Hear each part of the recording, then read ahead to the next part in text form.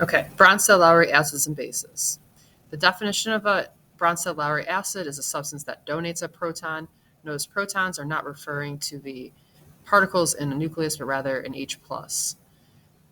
Bronsted-Lowry bases are going to accept a proton. All right, so you're going to be given some practice on the worksheet. Numbers 1 through 8, they give you some equations. You're looking at acids and bases on the left, and then their conjugates on the right.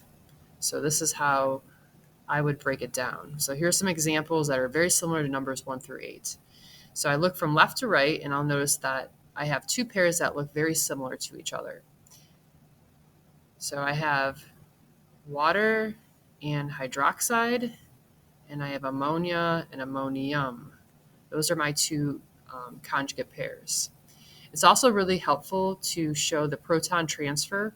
So if you look at from left to right, like this water to this hydroxide, you ask yourself, what is happening? Is it losing a proton or gaining a proton? So you should be able to deduce that it's losing because now it has one less H plus on this side. So what they're going to do is this substance is going to donate a proton to the other substance on this side. So this has to be an acid because the definition of acids and bases, acid is a proton donor, bases are the proton acceptor. So if I know this is an acid, then look at my conjugate. This has to be the conjugate base. If you can identify one of them, then they all kind of fall in place. This has to be the conjugate acid. If this is an acid, it's going to donate a proton.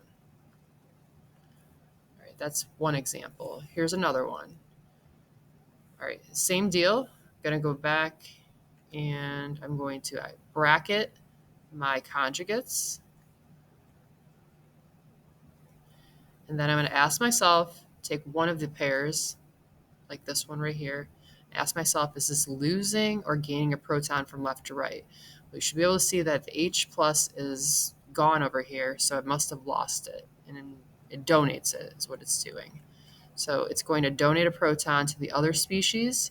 That's an acid if it's donating, base is accepting.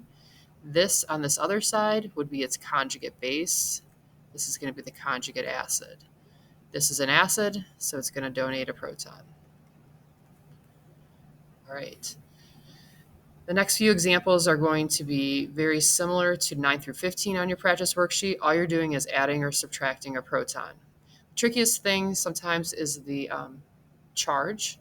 Okay, so I did put a clue or a little hint on your worksheet, like add an H plus or subtract a H plus. Okay, so if I look at this example, what is a conjugate acid of PO43 minus?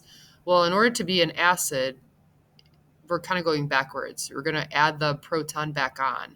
So if I add an H on with a plus, that's going to become HPO4 2 minus. Okay, that is an example of an acid. Oops, must have skipped one. Okay, let me go back to this one. What is the conjugate base of HCl? So for conjugate bases, we're going to subtract an H plus. So I'm going to subtract this H, and when I subtract a plus from a neutral, there's no charge here, it becomes a minus. So my conjugate base is Cl minus.